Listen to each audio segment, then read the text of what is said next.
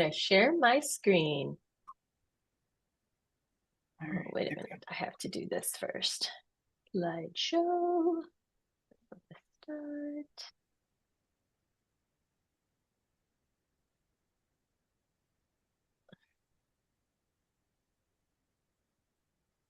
Okay. Okay. All right. Well, we are going to talk about best practices for irrigation today, kind of building on for those who were able to make Dr. Izzy McNamee's presentation or webinar last week. So I'm going to give a little introduction to my lab because I don't think I've interacted with many of the folks on this call, or at least I don't recognize all the names. And just a tiny review of plant available water, just because I know some people who are here today may not have made it last week. And then thinking about evapotranspiration, crop coefficients, and percent cover, which are all kind of important concepts for irrigation management.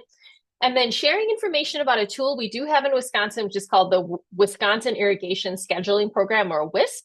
And then talking a little bit about water application and application efficiency. All right, so my name is Mallika Nocco, and my lab is called the Conservation Irrigation Lab. And we kind of focus our research on 3 different areas. So we do a lot with precision irrigation, so mapping evapotranspiration, modeling, thinking about water stress identification and heat wave management, because we irrigate to meet plant water needs, but we also irrigate sometimes for cooling. And then we work in optimization. So, this area of like sensors and decision support tools, thinking about how irrigation is related to crop quality and nutrition, and then also disease and pest management. And then an area that I think of, as like the water component of regenerative agriculture. So how does water recycle in different types of systems of soil management and regenerative management? How can we improve drought and flood resilience in our soils? And then what are the trade-offs, with different types of soil management practices? Okay, so there's kind of 3 main general concepts for how to irrigate. So the first is soil moisture. So soil moisture is going to help you understand whether the needs are being met and how they're being met. It's kind of like the bank. ET, or evapotranspiration estimates, help understand what the crop water need is and how much to apply. And then irrigation scheduling, so that application part, and plant-based data can help you understand when to irrigate. I'm not going to talk too much about plant-based data today. That's kind of like a nuanced thing. If you were working with a high-value crop that could benefit from stress or regulated deficit irrigation, so that's when plant-based data can kind of come into play. So let's say you're growing tomatoes and you wanted to intentionally stress them out a little bit when the fruit is ripening, and that can help, potentially increase, sugar contents, or some of the flavor profile through the bricks content. That's when sometimes people might be interested in doing a little bit of regulated deficit irrigation and using plant-based data. But it's one of those things to get into really if you have a return on investment for actually engaging in that process, because it's a lot of work for you. Okay, so let's talk just a little bit about water storage in soils. And there's really a few different ways to think about this. Water, I like the analogy of thinking about soil as a sponge, right? So soil has air spaces, and those spaces or pores, they can be filled with air or they can be filled with water. And what we think of as plant available water is kind of this sweet spot here where there's water, and that water is bound to the soil particles through hydrogen bonding. And cohesion and adhesive forces, but it's not bound so tightly that plant roots cannot extract the water. But then there's also air in the soil, because plant roots actually need to respire, so they need oxygen. So you want to maintain this balance in this plant available water zone. When we get a rain event, there's a lot of water that's going to drain from the soils through gravitational drainage. That water is not available to plants. So once that drainage finishes up, you hit this point called field capacity, and then that's the beginning of that plant available water content. Your crops are going to use water and be able to extract water until you hit this place that I hope none of you ever see, which is the permanent wilting point. And that's when the water that remains in a soil, it's still there, but it's so tightly bound to these soil particles that plant roots can no longer extract them easily. So this is the area or the zone with irrigation management where you want to play, is in this plant available water zone. Okay, so another kind of way to think about this is this concept of water potential. So water moves from high to low potential.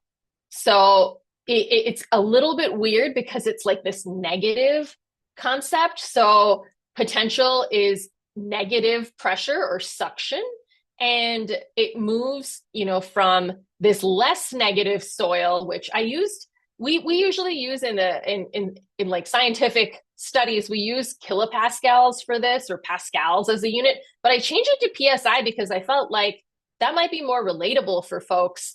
Because we all, if you use a bike and you pump up your bike tires, then you're familiar with PSI. So PSI can be a unit of suction, and water will move from more negative or less negative to more negative suction. And these different suctions are indicative of how much water is in these different parts of the system. So there's water in the soil if it's well irrigated, and if you have that maximum amount of plant available water, then it moves into a more negative PSI root, and then it keeps on moving up through that xylem, and then it'll move up through a leaf, and then it'll move from the leaf to the atmosphere, which has the most suction. And that's actually what drives transpiration through a plant.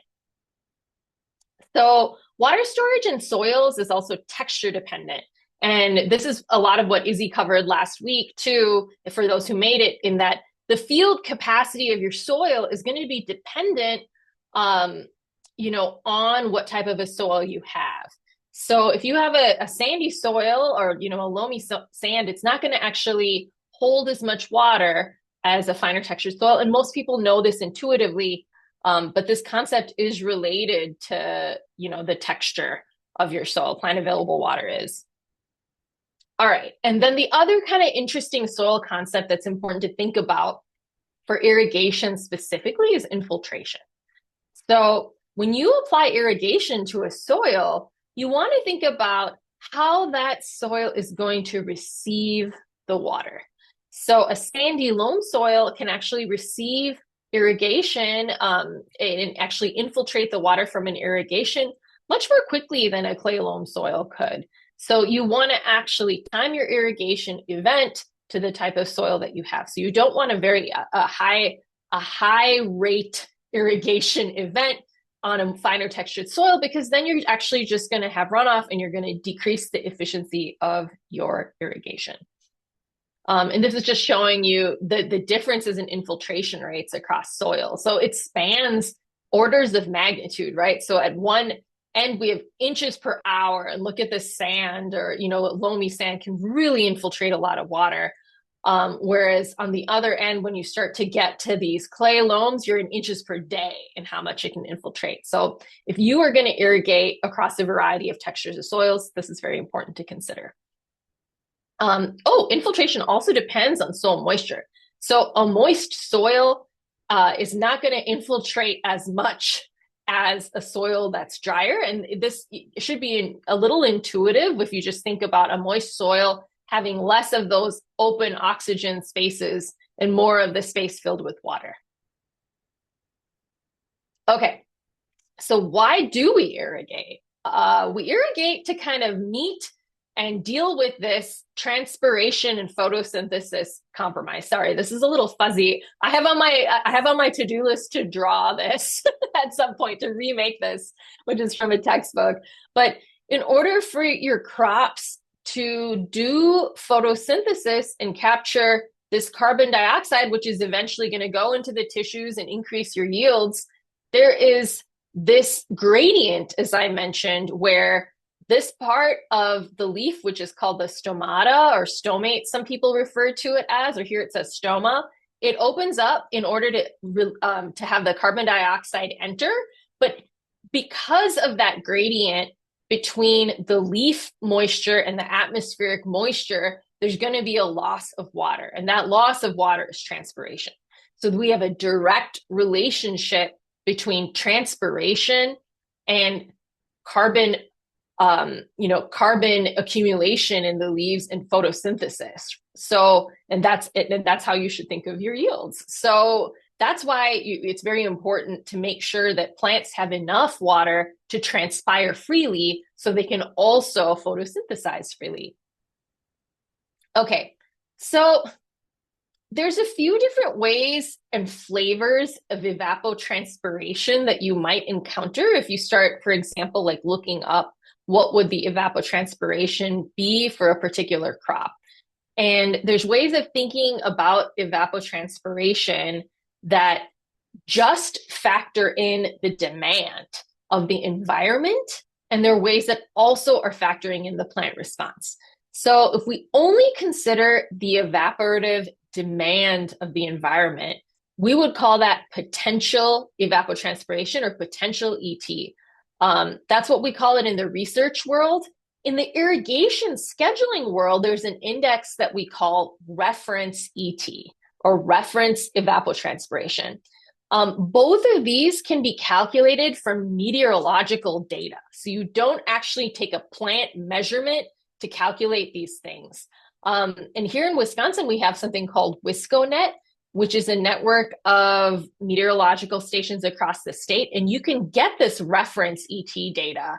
And this is the way to think about reference ET for irrigation scheduling is it's what would a well-watered reference grass or alfalfa type crop, how much water would that use on a given day that factors in the key components of evaporative demand, like, sunlight or solar radiation and temperature and wind, and humidity. So those are kind of the key drivers of evaporative demand.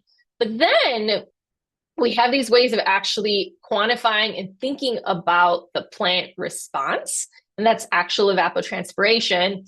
And this is, I have this in the research bucket because it's pretty hard to measure. This is some of the research that we do in our lab. We use these towers that are called eddy covariance towers to measure it.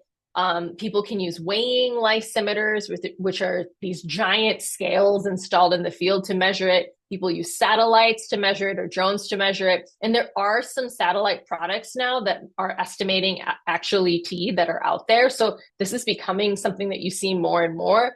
But generally speaking, when we're talking about irrigation, we are thinking about this crop evapotranspiration, which is something that is estimated using this reference ET, and studies that have figured out like a multiplier for that number, the reference ET for different crops. And I'll talk a little bit more about that.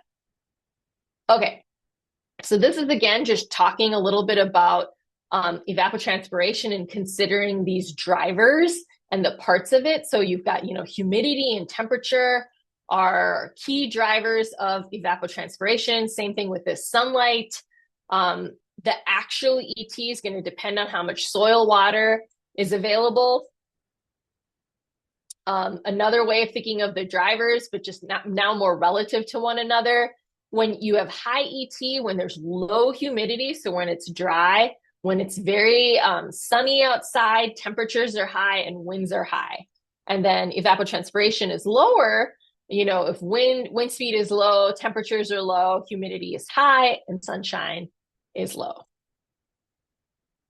Okay, this I'm going to actually skip for now, but this is just kind of, sometimes I've heard folks ask before, like, what is going on with evapotranspiration if you have like 100% humidity type of environment?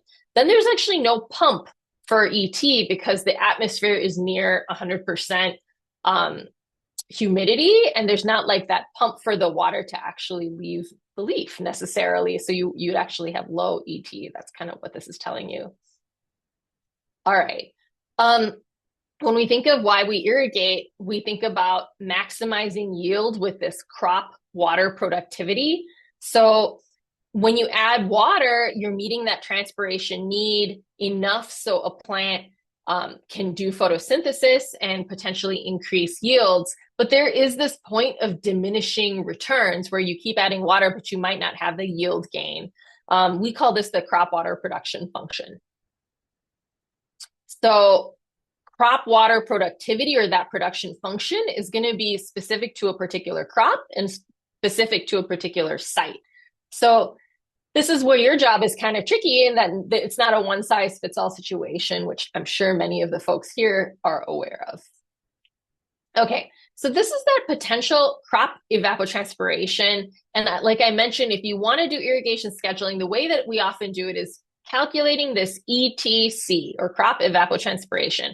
And that is using that reference evapotranspiration value that you can get from a meteorological network like Wisconet, and then multiplying it by this KC, which is a multiplier that comes from the literature.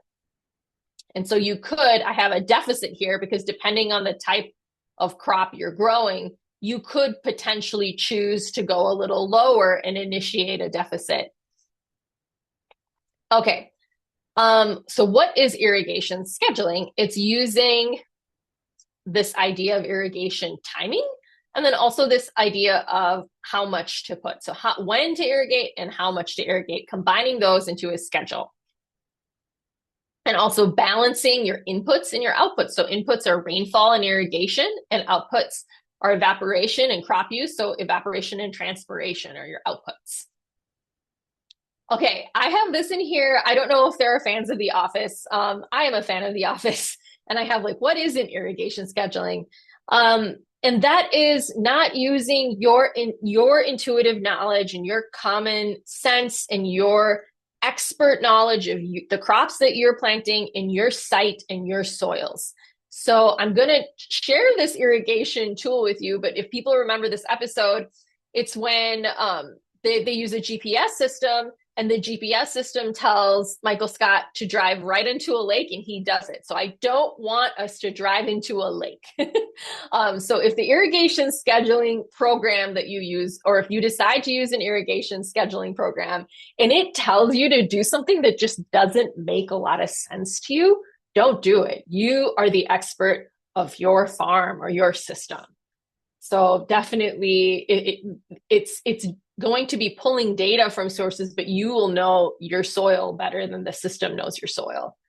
But this is a system that it kind of came about from the center of the state, from the Central Sands region, where we do a lot of irrigation. And there's this 1980s version that was a checkbook.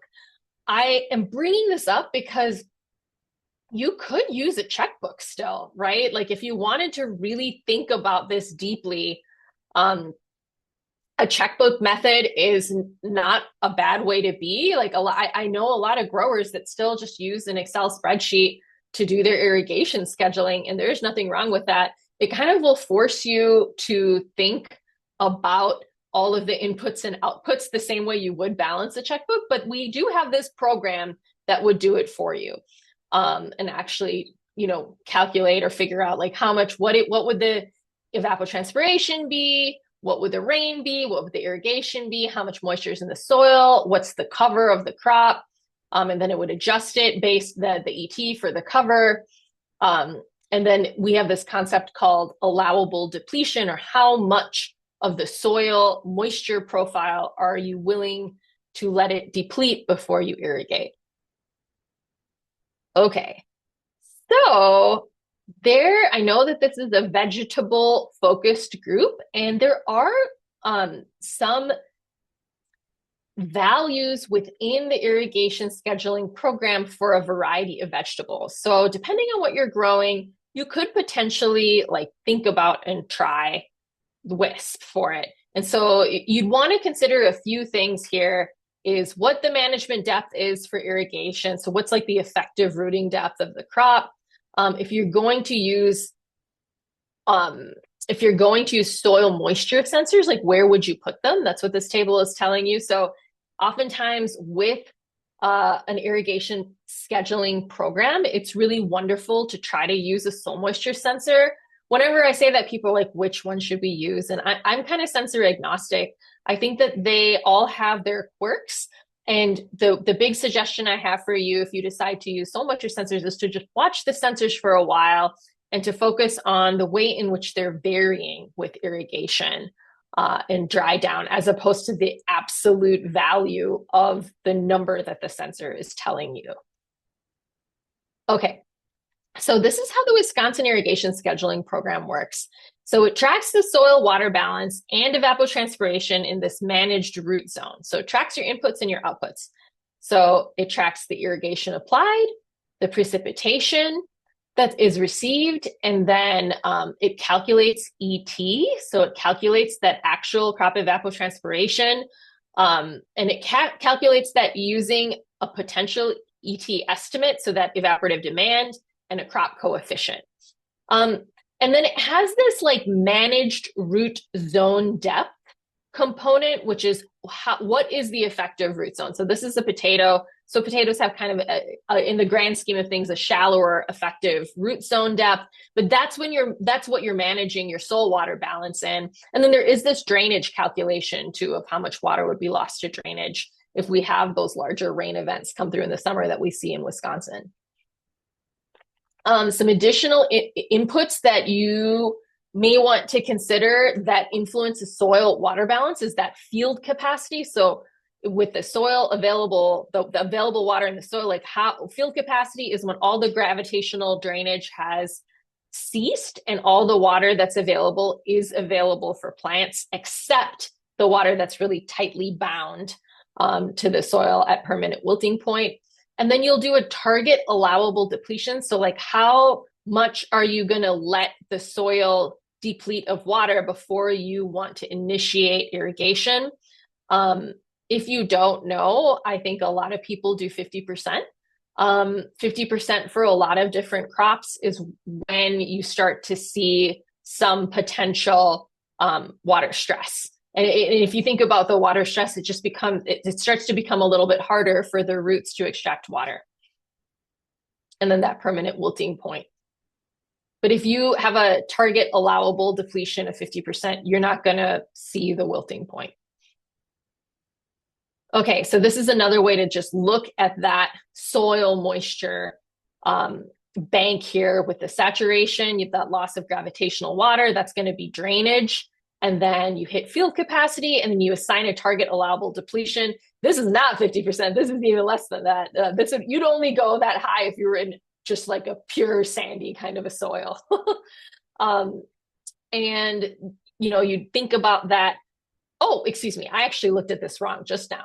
So this total available water is here. This is your plant available water. But it is what I had said earlier. The maximum allowable depletion on this cartoon is at 50%. But the target might be for a smaller irrigation event in that situation. But you could set your target to the maximum allowable depletion if you wanted to. So it just depends on like how large you might want your events to go, how often you're able to irrigate a particular block or field. That depends a lot on your system and the way you have things set up. So I know growers where they have it set up where they have a well and it services multiple fields. So they're only able to get to a field every, couple of days. So they want to irrigate at a certain time that has a constraint that's logistical and not related to all of this. So you might have those logistical constraints to consider as well. Okay, so in order to calculate this crop coefficient, WISP uses a percent canopy cover. So you actually have to input this percent canopy cover based on some estimates. And if you're interested in getting into this, there's some extension documents about how to calculate the percent canopy cover. There's an app called Canopeo that can be used to do it. If you have a closed canopy or a full canopy, you would that looks like it's above 80%. You can just put that in as above 80%, and that crop coefficient would be calculated as 1. Okay, so, and I'd mentioned before, this is just showing you an equation of how PET is calculated, just so you know there is physics here that are involved. Um, and then stepping away from the irrigation scheduling program, I wanted to talk a little bit about water application requirements. So I would say if you decide, before I get into that, if you decide to try WISP, to just try it out on like one crop, one block, or one crop, one field, to see how it works for you, how using all those variables work. I think whether or not you want to expand to other parts of your operation, it can just be like a helpful learning experience to learn about the different aspects of irrigation and how they all work together. So that would be my recommendation with WISP, is to start small. It's also my recommendation for using soil moisture sensors, if you're not already using them, is to start small and just try to follow the data and see what's happening when you apply irrigation and when the plant uses the water. Okay, so let's talk about water application requirements.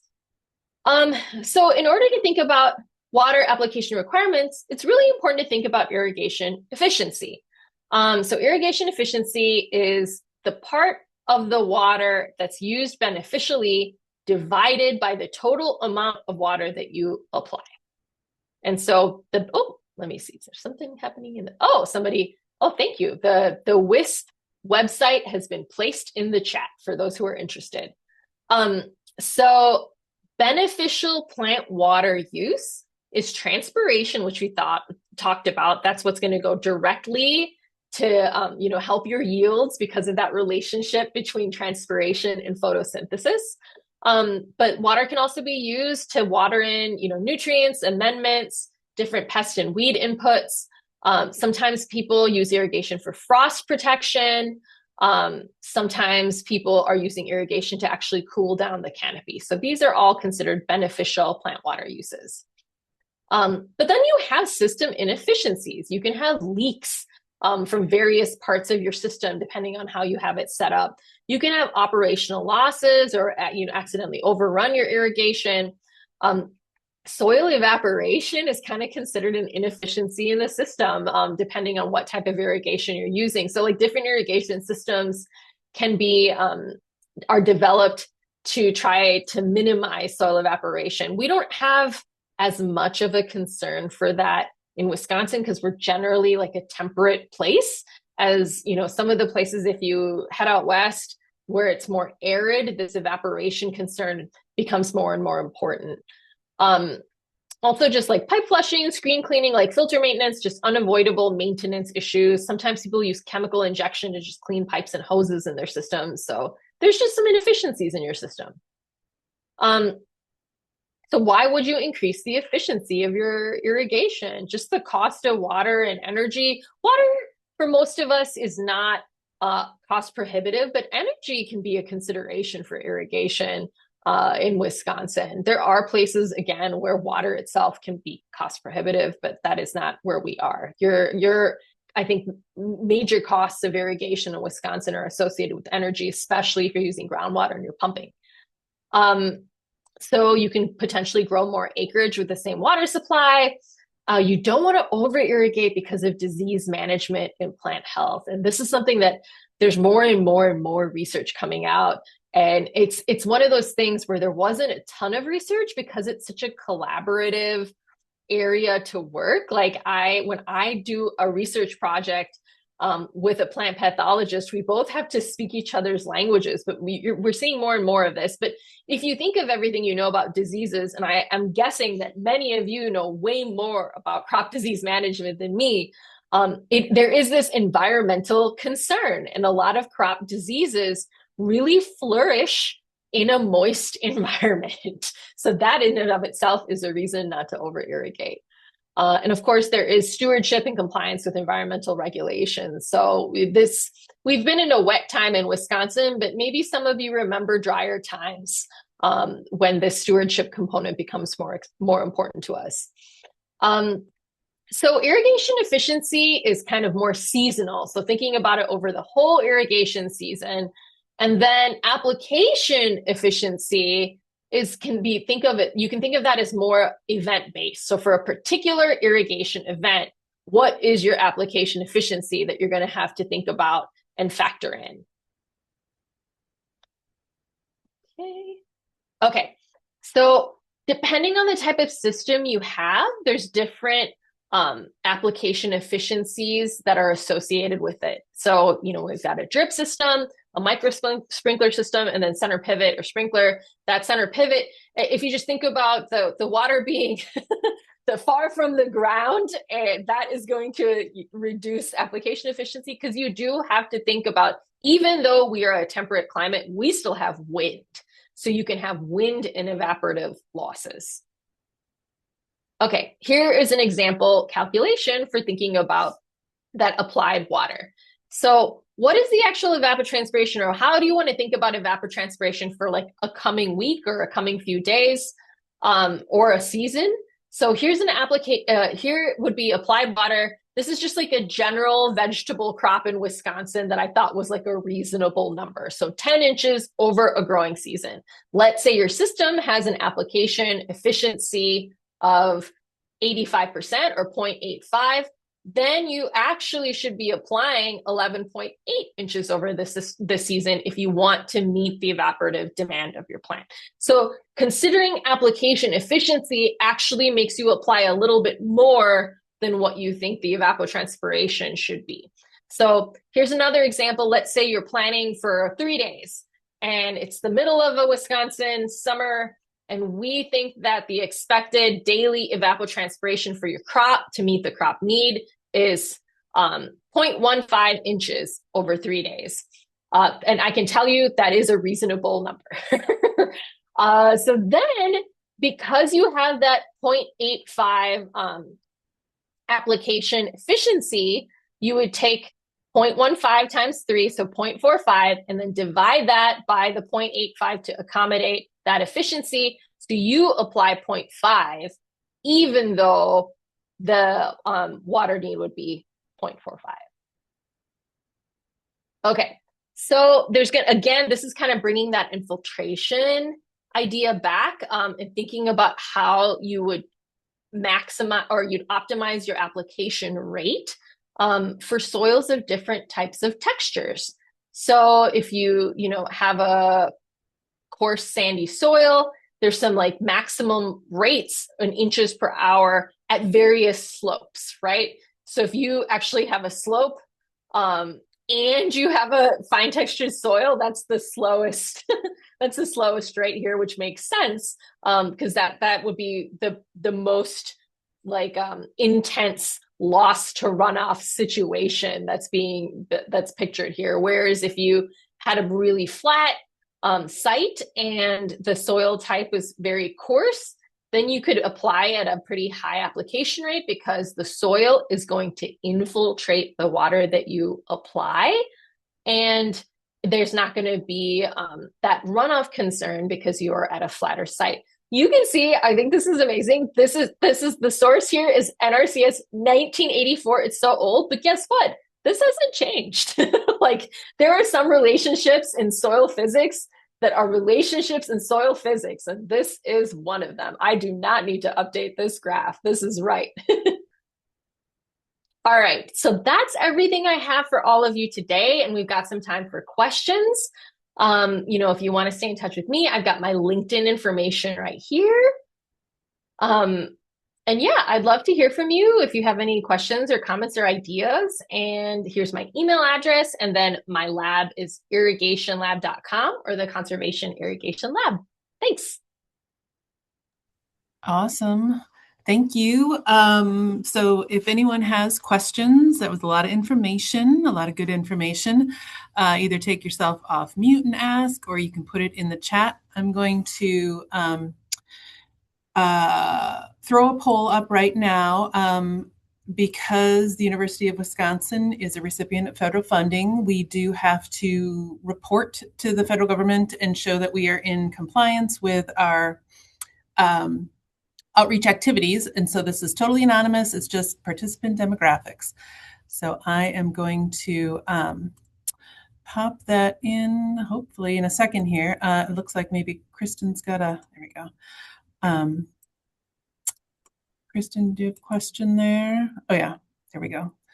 Feel free to chat. I am also going to put into the chat, we have one more webinar in our series here on April 1st is our last one, Produce Safety Considerations in Irrigation. And here is the link if you would like to register if you haven't already. Let's see. Any questions at all?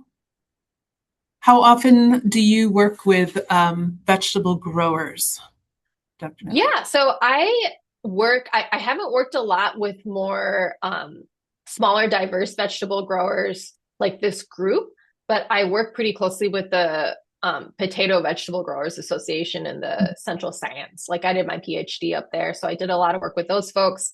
When I was out at UC Davis, I did a lot of work with processing tomatoes, and then we actually have a project working on small farms with mung growers who are growing in diverse systems.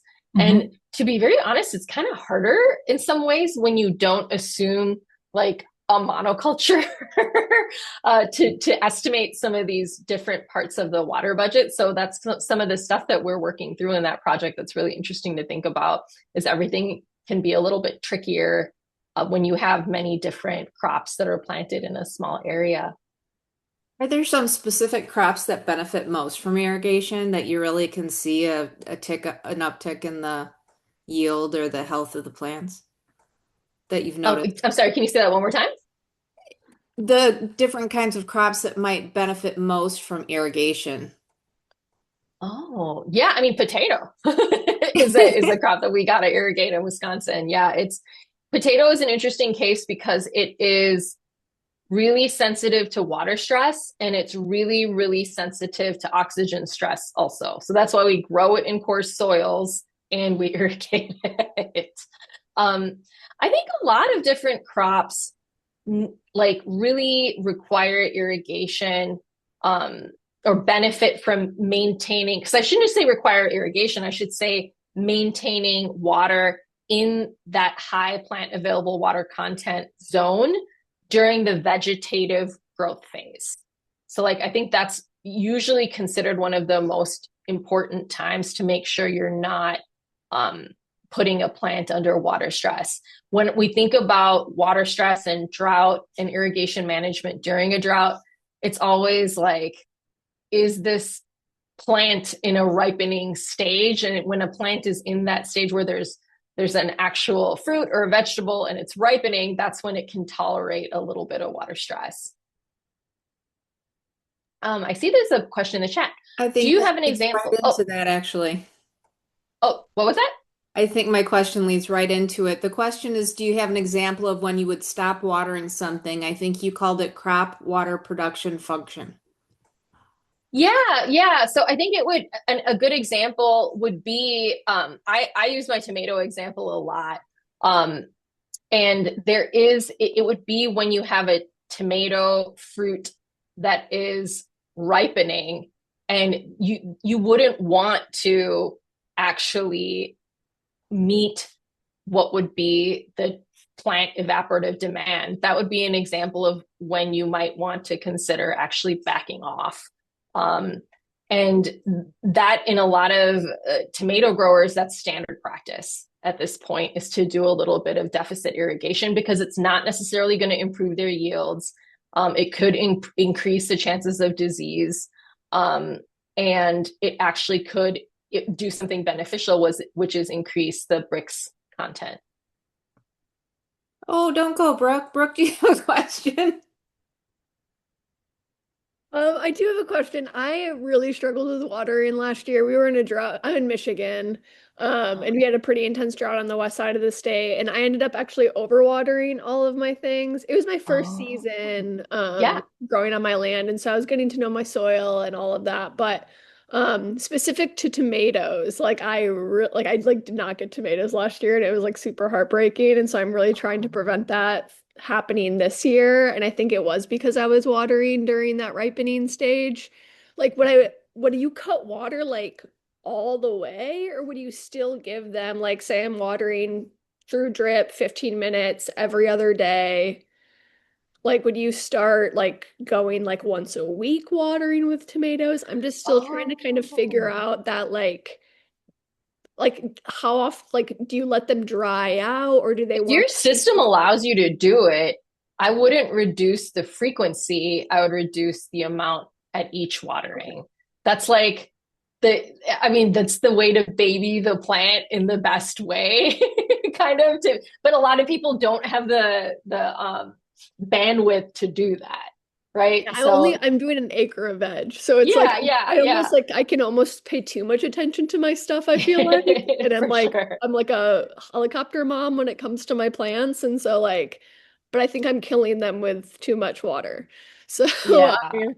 but with like Yeah. so when you're saying like my concern too is like the depth. So if I'm running my drip, I guess that's where like a soil that meter would. How deep is do you have a subsurface strip? Mm-mm. Okay, okay, okay. So so what was your question about the depth? So I'm more like concerned about like how deep is that water going, I guess.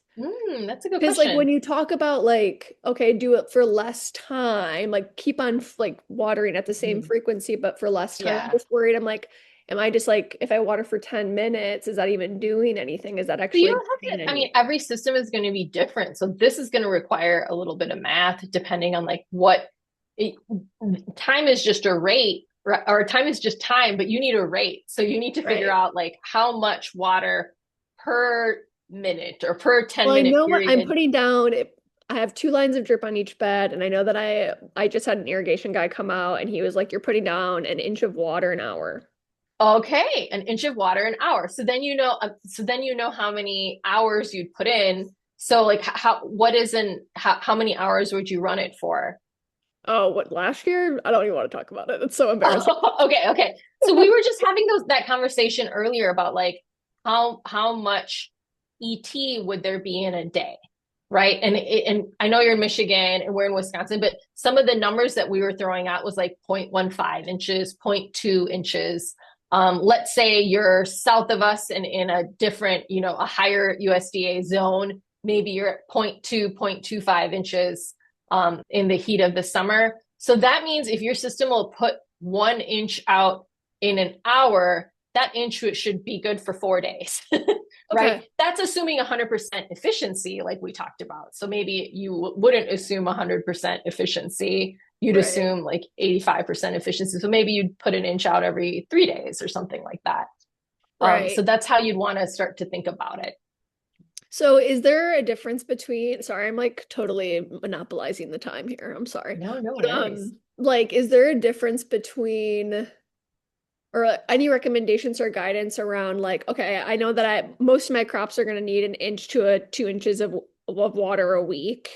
Is it better to just apply that all at once, or do we want to do it right? Like Split you it up. like Yeah, if you can split it up, you should split it up. okay. Because the plant is not going to use it all at once. The plant's going to use it slowly. And this is where that infiltration piece becomes important. I don't know what kind of soil you have, but Yeah. the soil, typically you want to let it infiltrate slowly. Like if you have a finer textured soil, you'd want to allow it to infiltrate. So if you're able to split it up across multiple events, I think that would be the way to go. Okay, cool.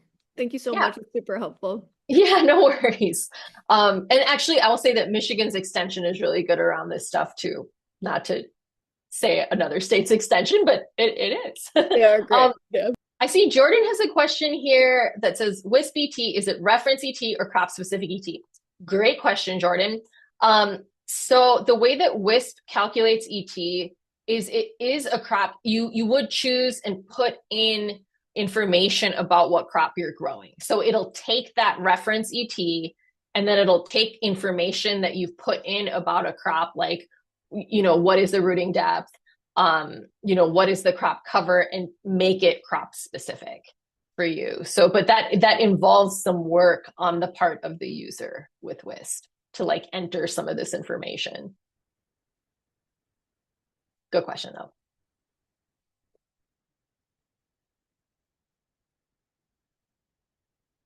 Any more questions? Don't be shy.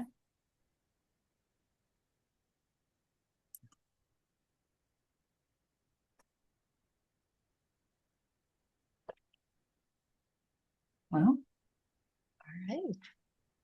looks like we're good here. Kristen, unless you've got a question, sometimes you got some in your back pocket there. Yeah, Kristen, you had way As you more take crazy notes. last week. I was like, all right, I gotta get ready for Kristen.